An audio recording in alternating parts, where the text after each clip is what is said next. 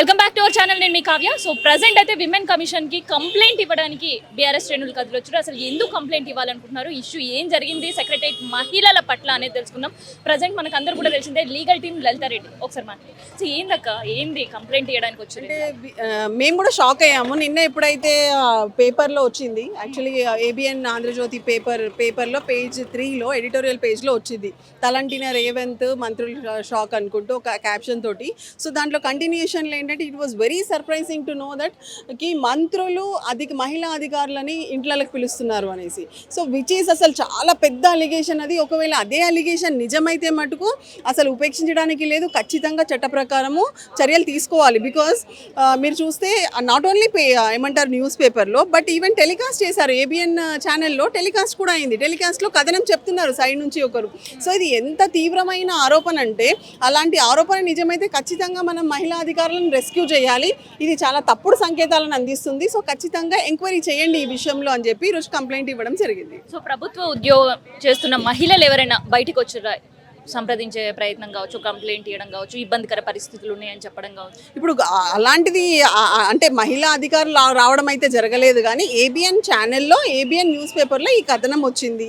So ఏంటి అంటే ముందే ప్రికాషన్గా నిజంగా ఒకవేళ చాలామంది మోస్ట్లీ బయట పడరు.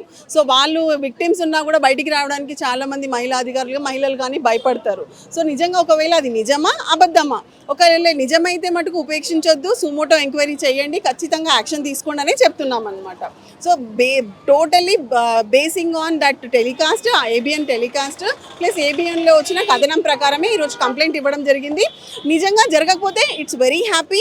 ఒకవేళ జరిగితే మటుకు ఖచ్చితంగా రెస్క్యూ చేయాల్సిన అవసరం ఉంది. కాబట్టి ప్రికాషన్ ఇవి తీసుకోమని అడుగుతున్నాము. విమెన్ కమిషనర్ అందుబాటులో ఉంటున్నారు అసలు? అదే కదా, లేరు. ఇప్పుడు వెళ్తే కూడా సెక్రటరీ గారికి ఇచ్చాము, లోపల లేరు తను.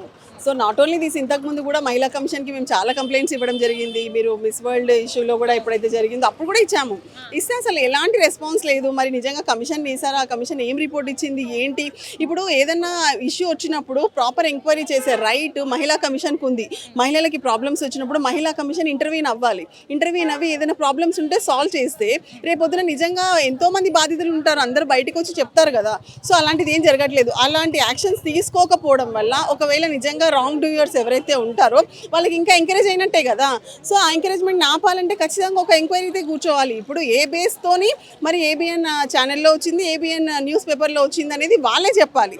సో ఈ విషయం నిజమా అబద్ధమా, ఈ విషయాన్ని ఖచ్చితంగా మీరు ఎంక్వైరీ చేయండి అనే మేము ఇచ్చిన కంప్లైంట్లో ఉంది.